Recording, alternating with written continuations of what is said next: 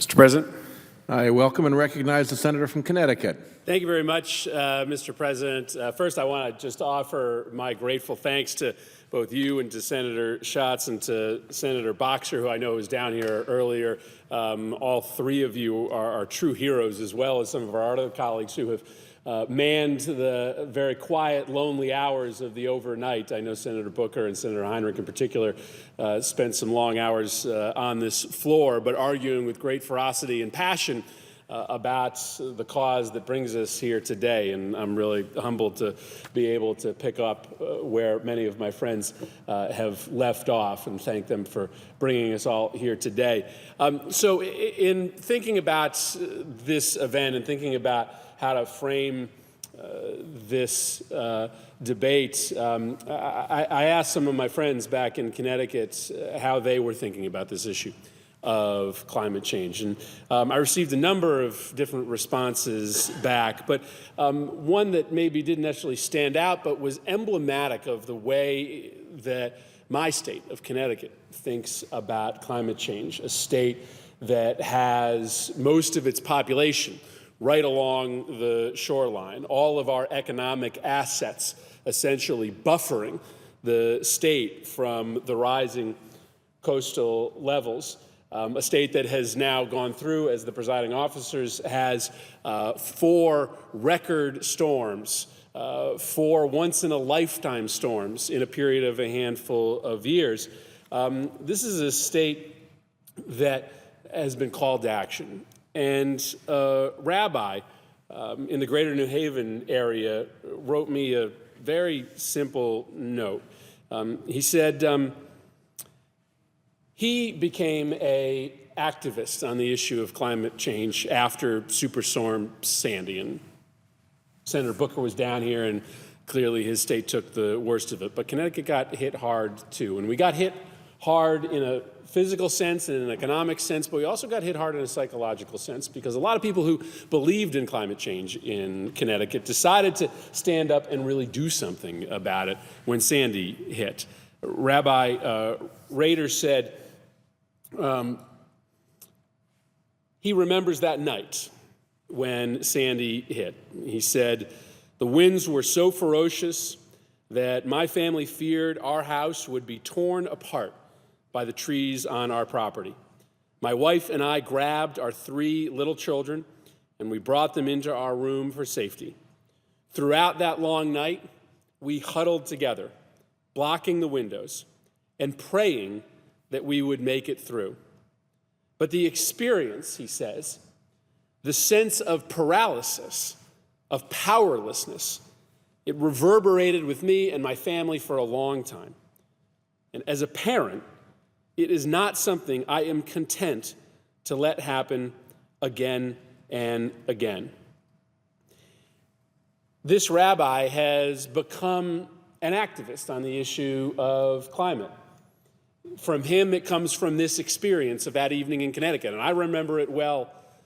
I don't live in the extreme coastal parts of Connecticut, but I remember after the lights had gone out that night, the only connection that I still had to what was happening along the coastline as the worst of that storm came in, predicted to be at the level of historic tidal high tides along the Connecticut shoreline, was my smartphone, and I was trying to keep up via Twitter as to what was happening in places like Greenwich and Bridgeport and Norwalk.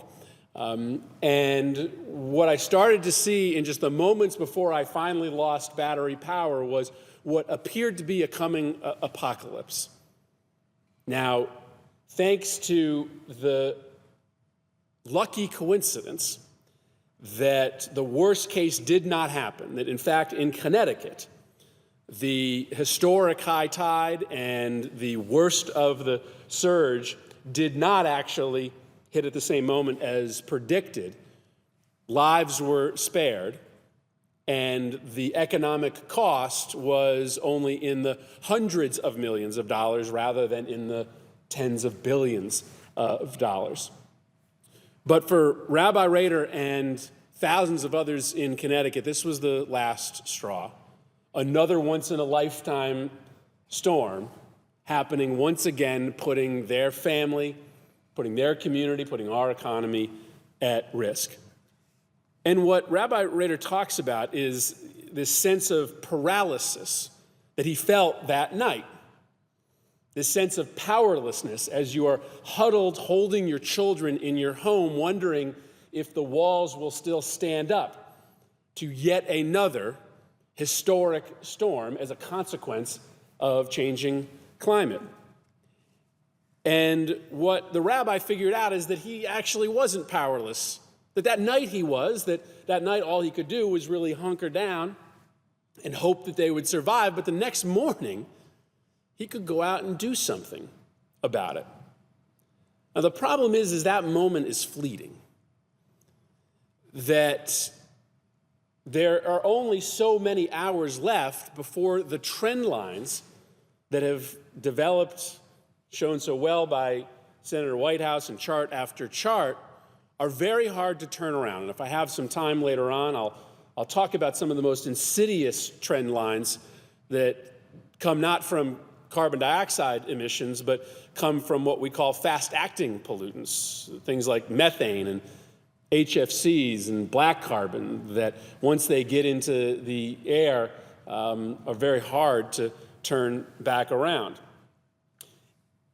And you're kind of reminded about the parable of the boiling frog.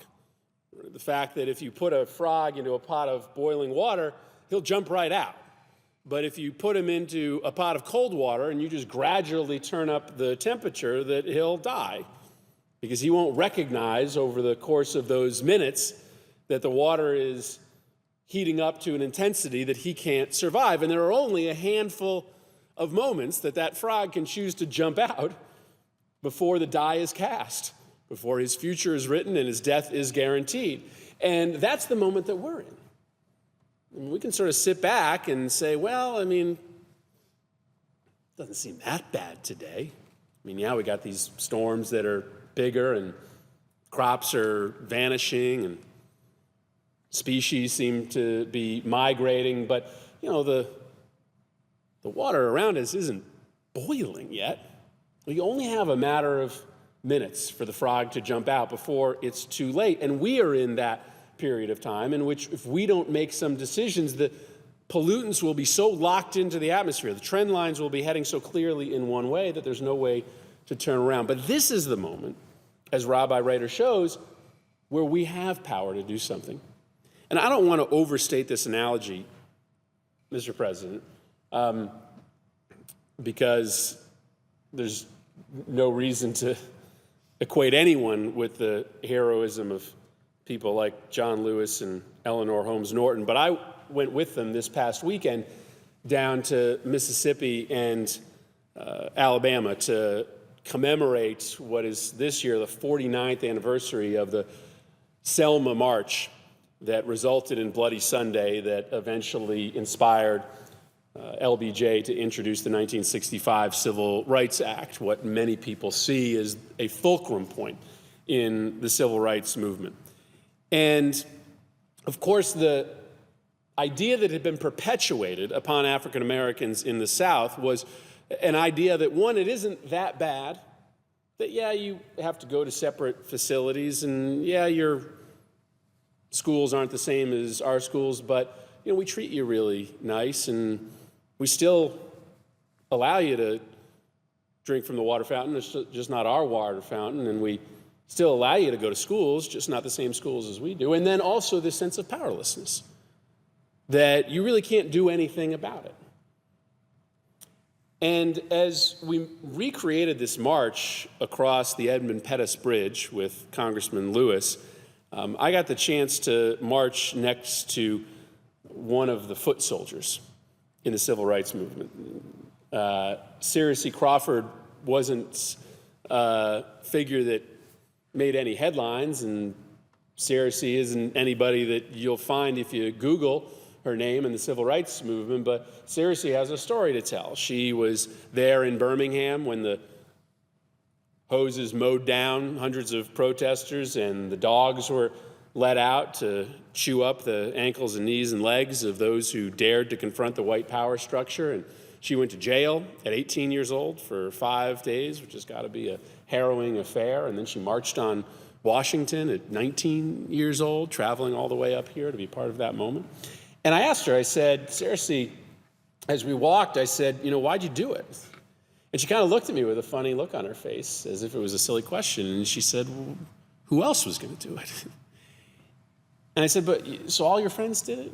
She said, no, none of my other friends did it. I said, did you tell your parents? She said, no, I didn't tell my parents. I just did it because I knew it was the right thing to do. She knew that the situation was not okay. She knew that she wasn't powerless, that she could do something about it. And why I feel inspired tonight, Mr. President, to be down here with all of you is not because I'm trying to equate this small act of civil disobedience with those of the civil rights movement, but it's because this is an attempt, as you have said over and over again in your soliloquies on the Senate floor, to wake up this nation to the idea that what is happening today is real, that it is almost irreversible, and that we are not powerless to do something about it.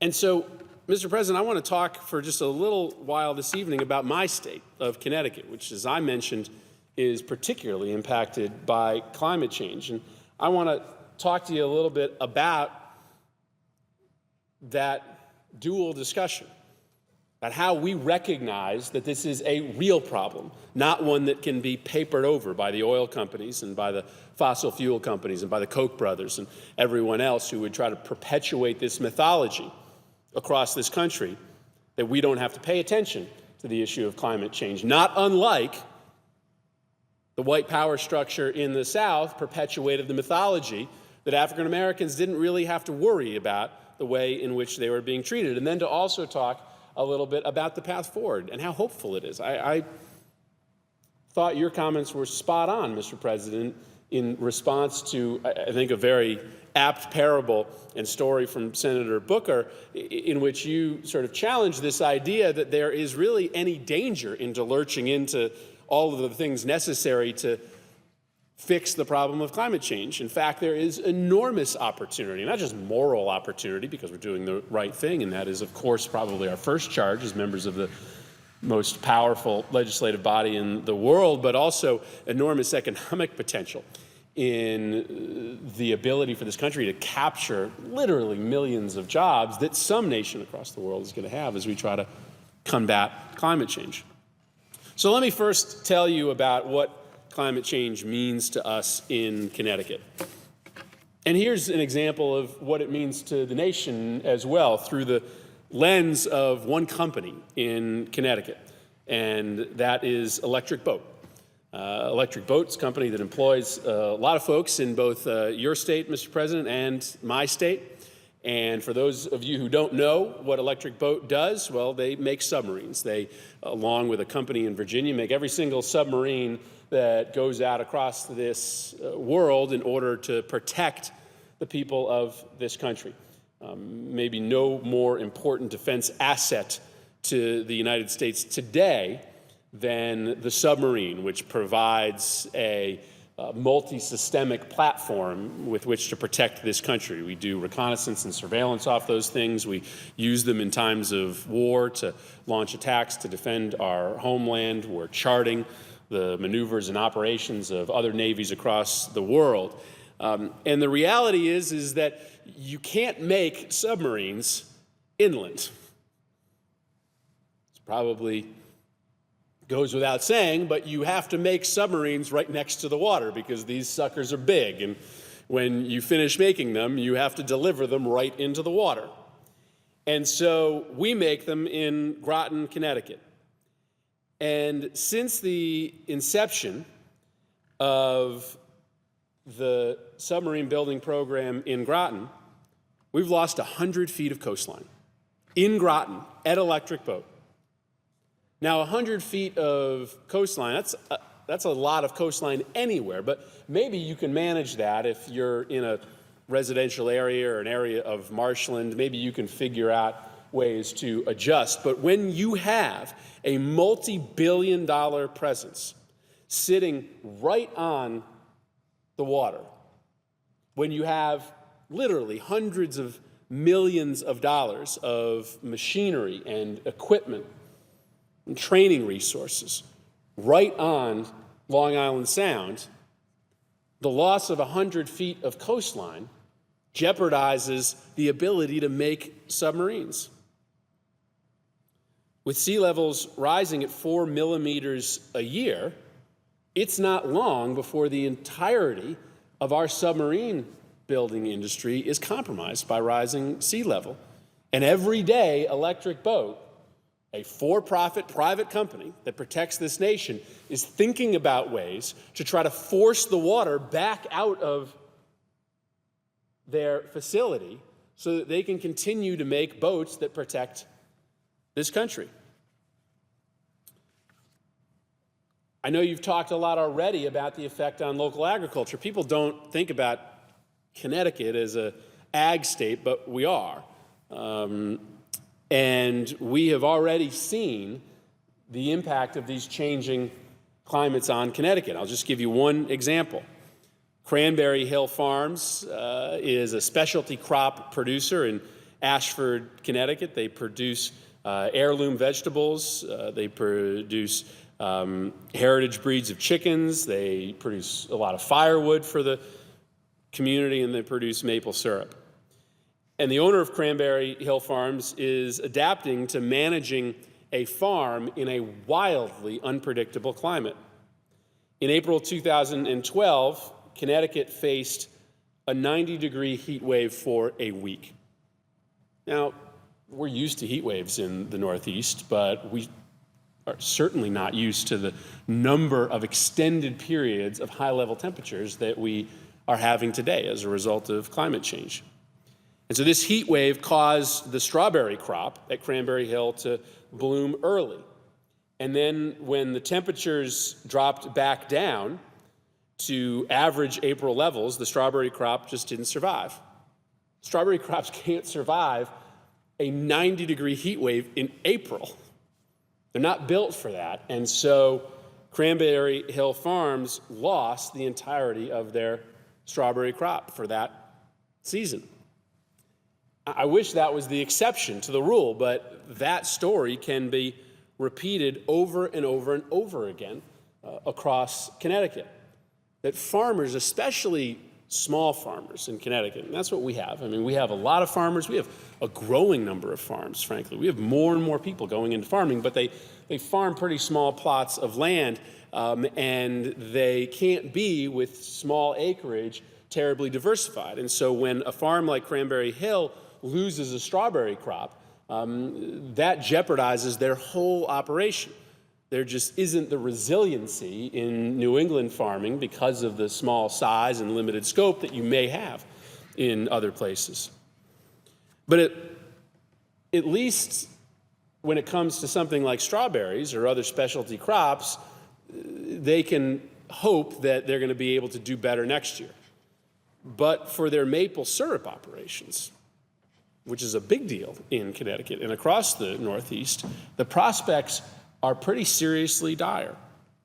As Connecticut's summers get hotter and they get longer, what we're seeing is a receding sugarbush tree line. Sugarbush is a temperate tree, and the hot summers are driving those trees farther northward.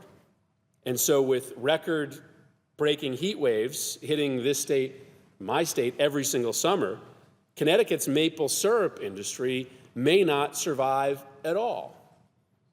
And in Connecticut, that's a big deal. That's an industry that employs a lot of people. I just personally would panic if I didn't have my Connecticut maple syrup.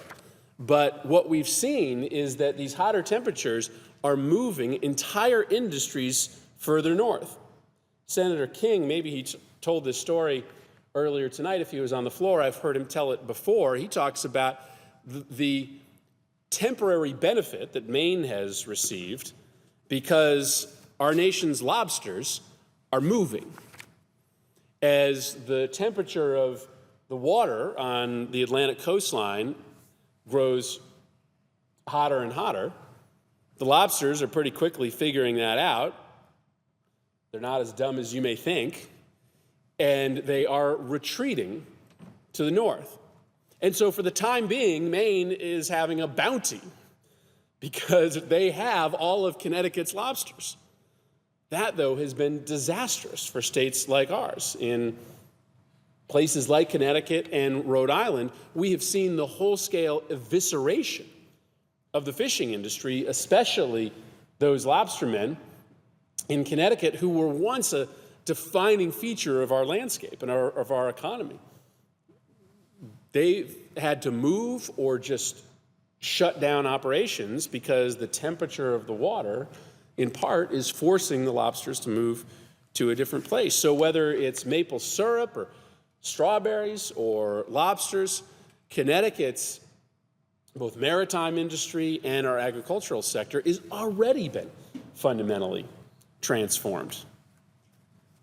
Let's talk about two other things that really matter to us in Connecticut. And I heard the presiding officer reference one of these subjects a little bit earlier.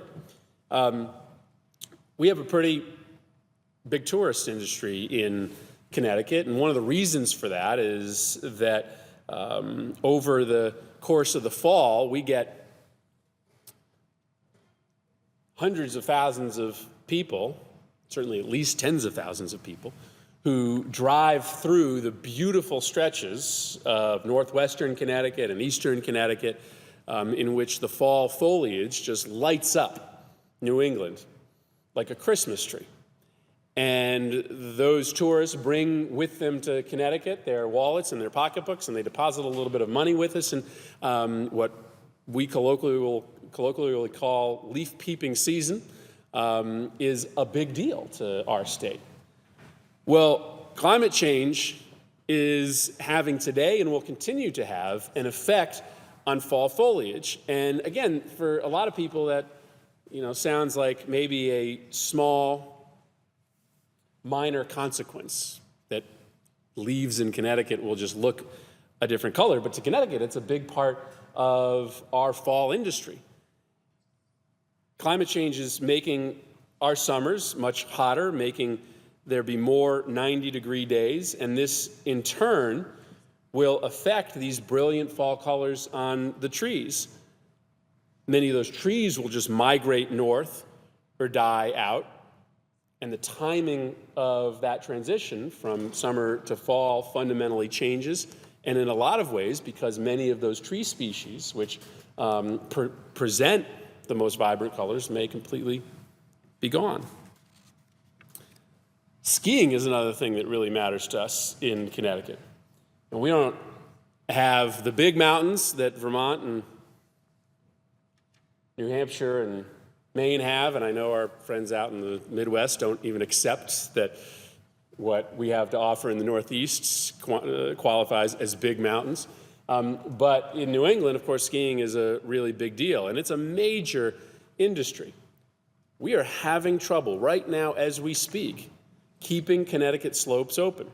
We've had one, I guess it's a hill, not a mountain, but a hill that brings in millions of dollars to Connecticut's economy called Powder Ridge, not far from my home in Cheshire, Connecticut, that has been an off-and-on prospect with families and operators starting it up, stopping it, starting it up, stopping it, because they are on a year-to-year lifeline due to the fact that there is less snow and less people coming onto the slopes.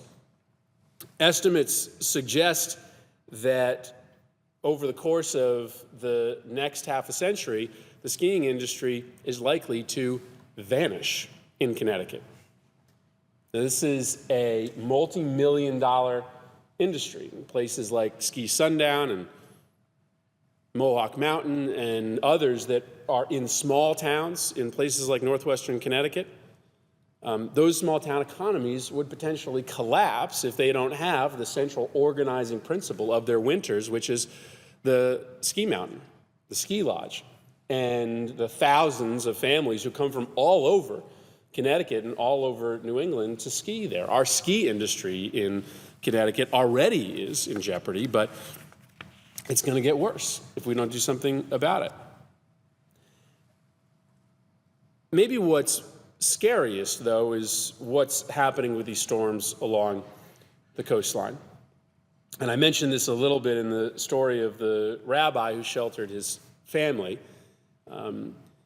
But we are not unlike most other states across the Atlantic in that we were initially, as a state, a maritime community. And so we built up our state along our waterways. And to us, that was essentially Long Island Sound and the Connecticut River. And today, if you track development, well, it's migrated outside of those corridors. It's still basically centralized along the Connecticut River, which now is not coincidental to Interstate 95, and the Long Island Sound, which is not coincidental to both Interstate 95 and the Amtrak line.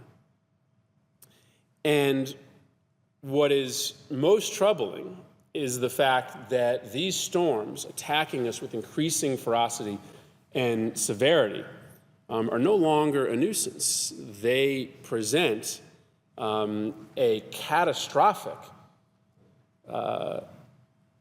potential for Connecticut's entire economy. I'll give you one example of how close we came during Superstorm Sandy to an absolutely economy-ravaging disruption of our rail lines. So the Amtrak line runs right down Connecticut's coastline. And if you take a little kayak down across the Long Island Sound, which I'll do virtually every summer, there are long stretches of that kayak ride in which you can see the Amtrak line lying literally on top of the wetlands that shelter the land from the sea, or within just a handful of yards. Now, whether or not that was a smart decision in retrospect, I can't tell you, but we built up our main rail line, which provides billions of dollars of economic benefit to the entirety of the Northeast Corridor in Connecticut, right on the shoreline. And so this is a line that obviously millions of Connecticut consumers use, but connects Boston to New York and to Washington, D.C. It is the vital life link between some of the biggest economic centers in the entire world. And when Superstorm Sandy hit, it completely obliterated a sand dune right near Rocky Neck State Park that essentially took the bullet for a rail bridge that was just feet behind it. We were fortunate at this sort of point of exposure to have an enormous sand dune that was standing right next to the rail bridge. And all of our ecologists and all of our disaster experts tell us that if that sand dune wasn't there, then that bridge would have been obliterated. Now, if you lose just a stretch of track, you can probably rebuild that in a handful of days or weeks. But if you lose a bridge along the Amtrak line, that is a disruption that will likely take you months to recover from. That's a disruption that will be, as I said, catastrophic to the entire Northeastern Corridor. If you lose the ability to move people by rail from New York to Boston, that kills thousands, tens of thousands of jobs. If you can no longer take a train from Rhode Island to Washington, D.C., that eliminates commerce that kills jobs. Now, that sand dune is gone. And so if there's another storm, then all that's left to protect the rest of Connecticut from that storm surge is that rail bridge, and it is likely to come down. Now, we're going to do the hard work of rebuilding that sand dune, but that's not the only place along the Connecticut shoreline in which the Amtrak line is in harm's way. And as you talk about the rising sea level tides that you have on the floor today, it's just a matter of time before there is no sand dune that is big enough to withstand the storm surge that will hit the Amtrak line, knock it out of service potentially for weeks and for months. Our beaches are part of our economy as well. And the estimate with respect to Hammonasset Beach State Park, which is a beautiful beach that tens of thousands of Connecticut residents go to, but people from all across the country and frankly all across the world flock to every year. I am lucky enough to spend a good part of my summer down on the Connecticut shoreline. My family's at a little beach house in Old Lyme that I get to go to, which is right next essentially to Hammonasset State Park. And I can't tell you the number of license plates that we see from Canada, from Quebec and Ontario that are coming down to spend their summers in the Connecticut beaches. They rent a little house, or they park their RV, or they camp out in the campgrounds surrounding both Rocky Neck State Park and Hammonasset State Park, and they spend thousands of dollars, each family, over the course of August or the several weeks that they come down in the local economy. So much of that part of the state is built up around the summer beach tourism that comes into both Hammonasset Beach State Park and into Rocky Neck Beach State Park. The Department of Energy and Environmental Protection tells us that by the end of this century, and it could come faster if the worst case scenarios come true, that Hammonasset Beach State Park will be gone. It just won't exist any longer. That the scope of the tides and the water will be such that our economy-driving, dollar-generating state park, which, oh, by the way, is just a beautiful place to go and brings joy to thousands of families, will not exist any longer. And while I don't have the estimate for Rocky Neck, I know the geography, and it would suggest to me that if Hammonasset is going to be gone by the end of this century, then Rocky Neck is probably not far behind. The insurance industry, not located along our shorelines, but it employs thousands of people. We're the insurance state, Hartford, Connecticut, the insurance capital of the world. If our friends on the Republican aisle don't believe the scientists, then hopefully they may believe the market. I mean, our Republican friends tell us that they take their cues from the private market. Well, the private market is very quickly having to adjust to the reality of climate change, because as storm after storm hits the Northeast, and as storms ravage the Gulf Coast, and more severe weather, often in the form of tornadoes, hit the Midwest, it is the insurance companies that in most cases ride to the rescue. Now, they ride to the rescue with billions of dollars that they have to pay out. And the only way that they adjust is by raising premiums on all of the rest of us.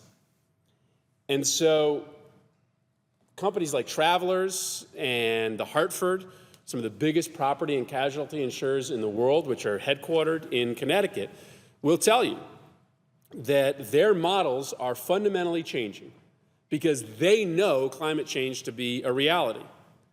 They aren't budgeting premiums in the future on the belief that these are just freak temporary occurrences. The biggest insurance companies in the country, indeed in the world, are making economic decisions based upon their rock-solid belief that the 99% of climate scientists that you refer to on the floor are telling the truth. And so rates are increasing. The exposure for Connecticut's insurance industry is expanding. I just think about the expansion of floodplain zones. Today, about 11% of New York City is in a flood risk zone. Within the next several decades, the estimates from the insurance industry are that 34% of New York City are going to be in flood risk zones. Now, if you're in one of these zones, you obviously pay a severe premium when it comes to your insurance costs. Now, well, maybe in some way, shape, or form, I'm glad that part of that money will migrate to Connecticut's insurance companies. It gets sucked out of millions of businesses all across this country. having to pay increased insurance premiums because the insurance companies are planning on climate change. And right now, the insurance companies are planning on this body doing absolutely nothing about it, resulting in billions of dollars more in premiums from small companies, big companies, mom and pop stores, and homeowners all across this country. We're going to become a sicker state as well. And that comes with costs too. Lyme disease, named after a particularly beautiful part of the world, Lyme, Connecticut, and Old Lyme, Connecticut, absolutely ravages tens of thousands of people in Connecticut. If you know anybody with Lyme disease, you know how insidious a disease it is, because it often initially presents with symptoms that are a little bit hard to detect, that mask maybe as other illnesses. And it is still sometimes very troublesome and tricky to treat. Often antibiotic treatments will zap Lyme disease within the first couple days or months, but there are people across the state of Connecticut with what we refer to as chronic Lyme disease that don't respond to antibiotic treatment. And it's life-changing. It really is life-changing, and it forces many people to be bedridden, out of the workforce, living fundamentally different lives than they had planned. And with warmer and wetter conditions in Connecticut, our epidemiologists and our disease scientists tell us that we are going to see an increase in the deer tick. We are going to see, as we have already, an increase in diagnoses for Lyme disease, and that mosquito-borne diseases such as Eastern equine encephalitis virus, along with Nile virus, which impacts people but also livestock, horses, and wild birds, are going to become more prevalent as well. And as you sort of figure out what the consequence of this is, the story just gets worse and worse. So as you have wetter and warmer conditions, as we have today, and the mosquitoes and the deer ticks start to infest especially our coastal areas, then you have to engage in mosquito control measures. And that historically has involved draining or ditching wetlands, which have enormous environmental consequences for those areas, which further erode a lot of our maritime industries that depend in part on those wetlands staying healthy and happy. The other way that you deal with mosquitoes is you spray aerially. And we know after decades of bad history with pesticides and with aerial spraying how careful you have to be about that. The reality is that you are going to see mist floating down on tens of thousands of homes and neighborhoods and kids as we try to stamp out the increasing numbers of mosquitoes that come to places like Connecticut as climate change guarantees warmer and wetter climates. So we lose jobs, we increase costs, we see entire industries just evaporate from Connecticut, and we become more expensive when we become a sicker place. But Mr. President, the folks that I got to spend some time with this last weekend in places like Selma and Jackson and tiny little towns in the Mississippi Delta like Money and Rouville, they saw a better day. They saw the ability to change their circumstances, and on the other side of that fight, an epic battle that, not unlike the fight that we have here today, combined individual decisions that people had to make to change their lives and the way that they treated people, small little courages by people like Sarah C. Crawford. But it also involved a fight here in the United States Senate that eventually culminated in the Civil Rights Act. They recognized that the path to justice for African Americans didn't actually come with much pain at all. That the path to economic and racial justice for blacks across this country lifted everybody up. And if you talk to a lot of white Mississippians or white citizens of Alabama, they will tell you that they felt like there was a just psychological and mental weight lifted from them, and they saw the economies of their states improve. Now, I don't know all of the history, but many people suggest that in the years following World War II, that Birmingham, Alabama was poised to become the economic crossroads of the South, that it could have become an economic powerhouse rivaling cities today like Atlanta in the South, but it didn't because the fact that racial injustice held it back. And once they figured out that that was both a moral stain on that state and an economic stain, they changed their ways. And again, not to overstate the comparison, it's just in my brain because I was there this last weekend. So goes the story for the fight against climate change, in the sense that the pathway to addressing this issue runs through the creation of millions of jobs in this country, as well as cleaner air to breathe and cleaner water to drink for all of our citizens and kids across the country. And so, Mr. President, if I could, I'd just like to run through a handful of examples of how this could matter to my state as well. Connecticut's built a pretty serious and I think pretty impressive fuel cell industry. Now, fuel cells aren't renewable resources in the sense that they use a small amount of gas that mixes together with elements inside the fuel cell to produce what is essentially an ultra-clean source of energy. There's virtually no pollutant coming out of fuel cells, and so there's almost no contribution to global warming from these fuel cells. And they're changing the climate, but they're also creating a lot of jobs in Connecticut. In December 20th, 2013, Connecticut opened its first utility-scale fuel cell farm in Bridgeport, Connecticut.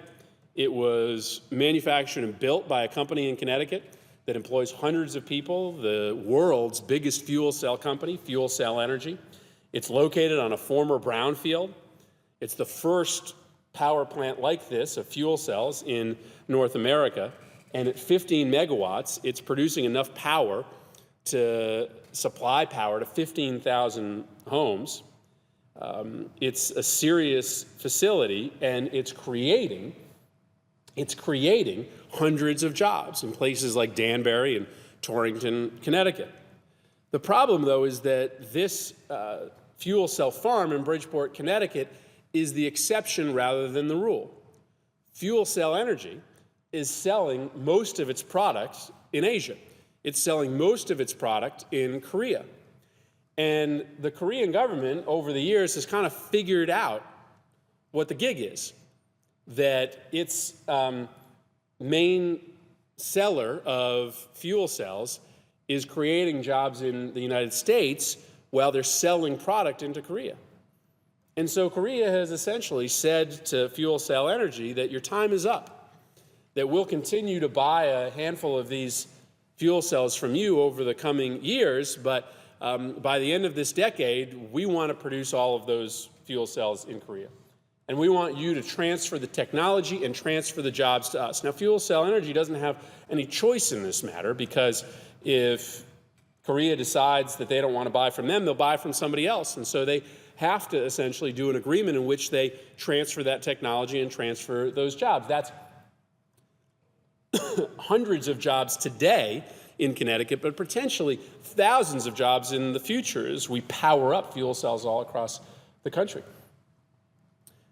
The reason why they're not selling fuel cells in this country is because we don't have a renewable energy strategy to really advantage those sources, which admittedly today cost a little bit more than purchasing energy from a grid powered by things like coal and by oil. But when you weigh the jobs that can be created in the fuel cell industry against the slightly marginally higher cost of getting that energy from a fuel cell rather than getting that energy from a coal-fired power plant or an oil-fired power plant, there is a pretty darn good argument that you should invest in fuel cells. And so this is, to Connecticut, a matter of jobs, especially in the fuel cell industry. Green Skies Renewable Energy is a company in Middletown, Connecticut, and they design and install big solar arrays. They don't manufacture the equipment, but they design these big solar arrays and they install them. It was started in 2008 by a former Peace Corps volunteer in Mali. The company doesn't charge customers any upfront costs for solar power. Instead, they typically sign customers to long-term contracts, and Green Skies purchases the solar energy that they're producing on their buildings. Now, Green Skies has installed over 70,000 solar panels across the country, and they've offset 15 million pounds of CO2. That's the equivalent of 763,000 gallons of gasoline being burned. And just in 2012, they got their biggest contract yet. They won a contract to build solar arrays on 27 Walmart stores in Massachusetts. That's a $30 million contract. In 2013, they announced plans to build a 43-acre solar farm in East Lyme that's going to be 16,000 solar panels. And that solar farm alone in East Lyme will be able to power 6,300 homes.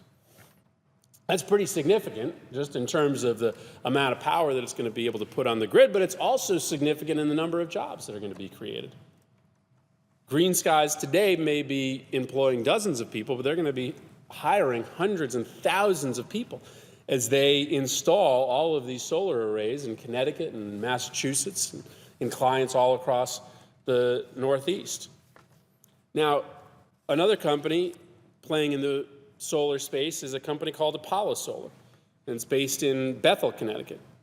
Now, it's a small company. Today, it only employs about 10 people, but they manufacture the electronic equipment that filters power from a solar cell and allows it to be stored in a battery. And this is really the future, right? The idea that every individual home is going to be a small power plant in which you can put solar panels on your roof. You can then take the power that's being produced by those solar panels, store it in a battery, and then use it at the moment at which prices on the grid are the highest, or, if you want, sell it back to the grid at the moment at which you can get the most return for this little stored amount of energy that you have created by the solar panels on your roof. Today, Apollo Solar has become a significant supplier for cell phone towers in the developing world, especially in Africa. Countries in Africa just don't have the electric grids that we have, so if they want cell towers to be able to provide life-saving cell coverage to their residents, then they have to essentially power these cell towers on an individual tower-by-tower basis. And if you don't do it with solar arrays, then you have to do it with diesel generators, which produce enormous amounts of black carbon, and that makes the air very difficult to breathe, but it's also much more expensive. And so Apollo Solar has produced this technology for cell towers, right now being used in places like Africa, but eventually this technology can be used in millions of homes all across Connecticut and all across the country. That's just going to fundamentally change the way in which we engage with the electric grid.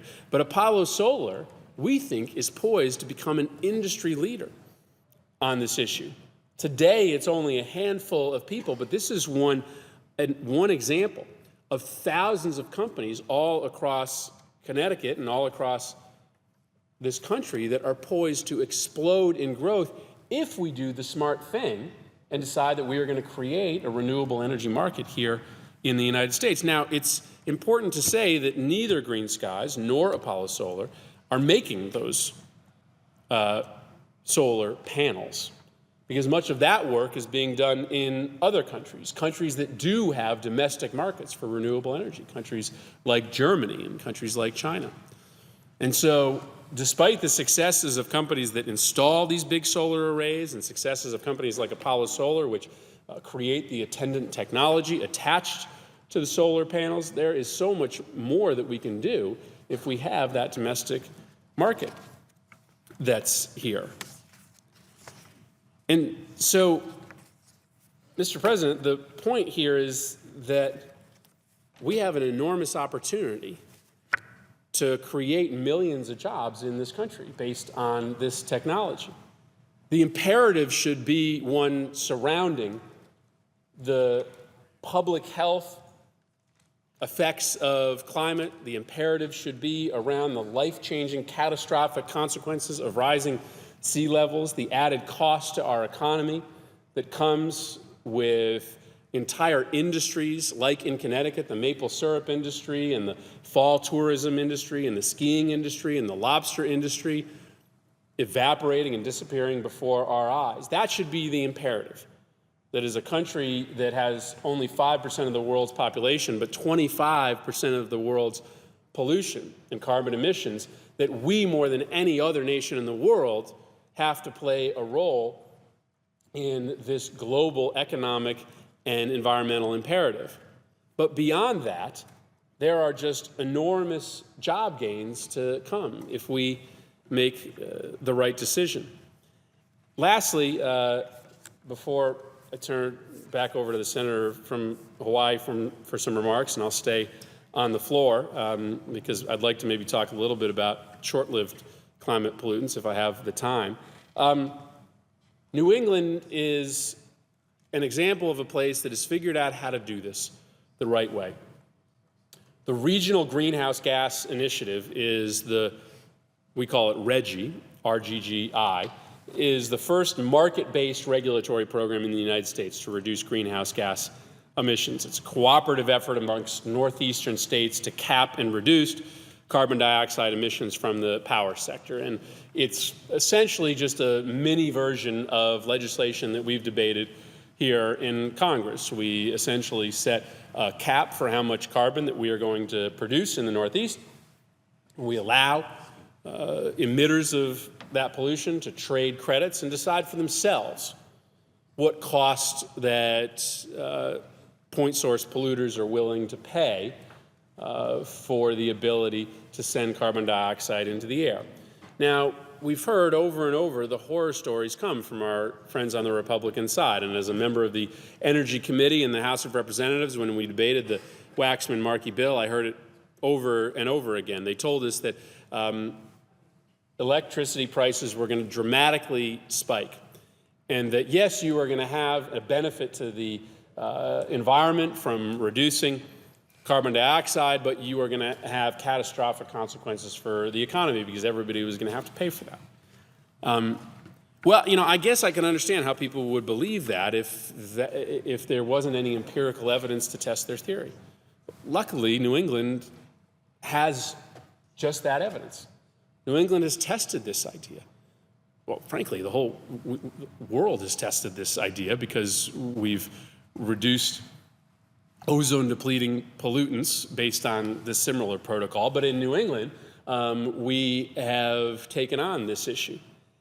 And RGGI has been, frankly, an unqualified success. Our carbon-reducing plan in New England has prevented the release of 2.3 million tons of carbon dioxide into the atmosphere. That's the equivalent of taking 435,000 cars off the road for a year. The program will offset 8.5 million megawatt hours of electricity generation and avoid the release of 8 million tons of CO2. The program is going to generate $1.6 billion in net economic benefit region-wide. And it's putting $1.1 billion in electricity bill savings into the pockets of consumers in the region over the next decade. And that's maybe the most important number. In addition to preventing the release of 2.3 million tons of CO2 pollution, it's reducing the energy bills for New England consumers by over $1 billion. Wow. How does that happen? How do you restrict emissions and then reduce pollution? Why? Because we take all of that money that we glean in people buying the credits necessary to pollute, and we put it right back into energy efficiency. We put it right back into programs that actually allow consumers to use less electricity, to make their homes more efficient, to transfer over to furnaces that will use less energy. And all of those energy efficiency investments cancel out and override the price to the energy producers of having to comply with the new requirements. It's a pretty simple calculus, but it works for us in New England. We've taken the equivalent of 2 coal-fired power plants offline, and we've returned $1 billion in savings back to ratepayers. We've done something about the scourge of climate change that people have been talking about overnight, and we've saved people a whole boatload of money. I guess that's why, Mr. President, you and Senator Schatz decided to do this, to engage in this exceptional exercise to come down to the floor of the United States Senate tonight, because we just don't understand how people don't see this. If this was really a fight, as some people make it, between the quality of our air and the quality of our economy, then let's have at it. Let's come down and have that debate, but it is not. And we've proved that in Connecticut. This isn't just guesswork. This isn't estimation. This isn't conjecture. In Connecticut, we've proved that you can do something. In New England, we've proved that you can make significant gains in reducing climate pollutants, and you can create jobs, and you can save people money. This is a triple whammy.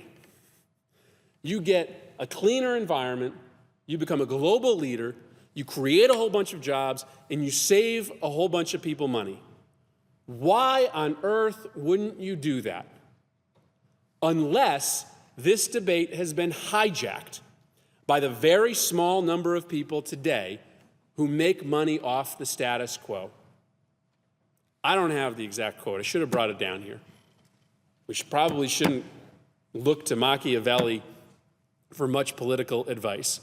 But he, before anybody else, painted for us a picture of the challenge that is presented to the reformer.